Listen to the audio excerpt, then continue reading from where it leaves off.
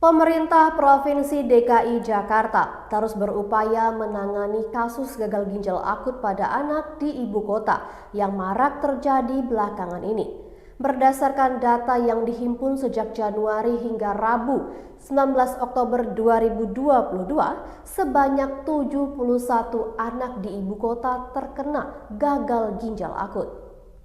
Kepala Dinas Kesehatan DKI Jakarta, Widya Stuti mengatakan, dari 71 anak itu, 40 anak diantaranya meninggal dunia.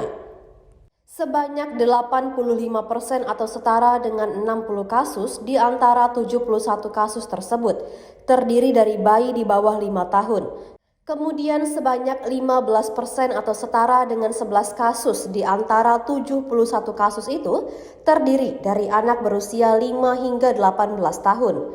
Ia menambahkan masih ada 16 penderita gangguan ginjal akut yang masih dalam perawatan. Sebanyak 71 kasus gangguan ginjal akut di DKI Jakarta tidak hanya terdiri dari pasien yang berdomisili di ibu kota. Ada sebagian yang berasal dari provinsi lain, namun dirawat di rumah sakit di Jakarta, sehingga tercatat dalam data Dinkes DKI.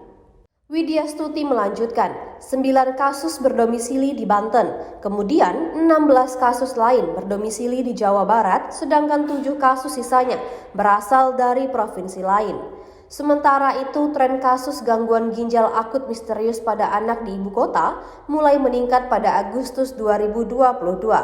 Namun Widya Stuti berujar, tren peningkatan ini belum tentu valid 100%, sebab informasi terkait gangguan ginjal akut pada awal 2022 tergolong masih sedikit.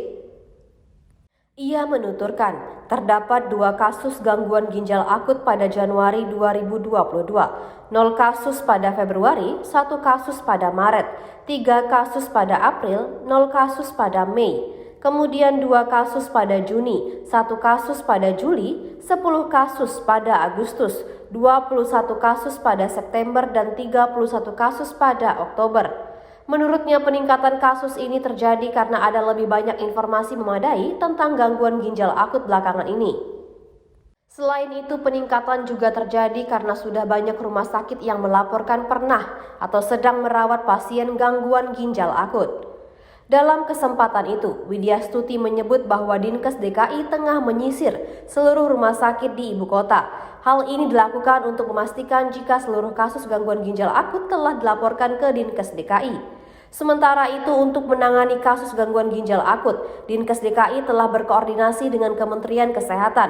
Koordinasi itu untuk memberikan pembekalan kepada perawat dan dokter anak terkait gangguan ginjal akut.